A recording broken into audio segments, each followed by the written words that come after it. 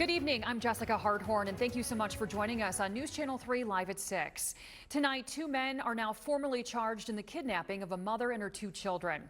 This happened earlier this week in Kalamazoo, and we now know one of the men is the woman's husband. News Channel 3's Tyler Brummett has the latest on these developments. Tyler?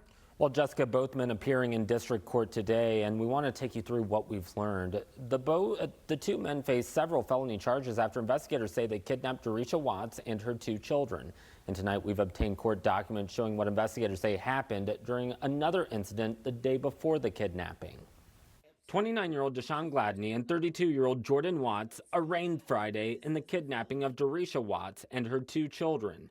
Jordan Watts facing 7 felony charges, including 3 kidnapping-related charges, domestic violence, and resisting arrest. Meanwhile, the prosecutor's office charging Gladney with 4 felonies, 2 counts of fleeing a police officer. The 2 other charges, possession of cocaine and interfering with electronic communications. All right, so Mr. Gladney, as I've stated earlier, you do have the right to remain silent. I would suggest that you exercise that right. Gladney getting irritated, storming off before the hearing was done.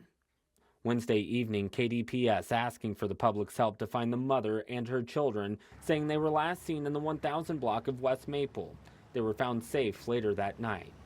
News Channel 3 obtaining probable cause paperwork for Gladney, which details an incident from the day before the kidnapping.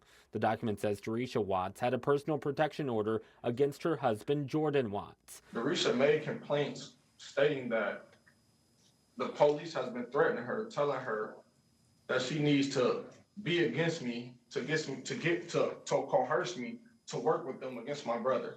So I came in front of you last year, June. Mr. Watts, hold on one sec. Mr. Watts, hold on 1 second before you continue. According to the document, Doriesha told an officer Tuesday Jordan violated the order earlier that day when he confronted her in the Kalamazoo Library parking lot, forcing her into the passenger seat of her own vehicle. The document says Jordan told Doriesha he didn't want to shoot her and, quote, "don't make me hurt you in public." And it was brought up on the record that I've always showed up to court. I have significant ties to the community.